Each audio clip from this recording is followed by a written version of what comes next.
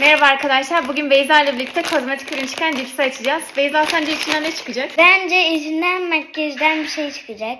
Ruj çıkabilir. Ben de ruj düşünüyorum, değil mi? Benden sürekli ruj çıkıyor. Kırmızı ruj. Ve Beyza'da şu an bu ne? Eyeliner. Şu şekilde bir ucu var. Bir eyeliner. Beyza'ya sürüyoruz böyle. Kayganlığı yok bu arada arkadaşlar. Evet, bugünkü kozmetik ürün çıkan cipsimizden çok şaşırtan bir şey çıktı. Yani bu ilk kez çıkıyor bende. Daha alacaktım arkadaşlar ama kalmamış. Maalesef Türkiye'ye getiremiyorum.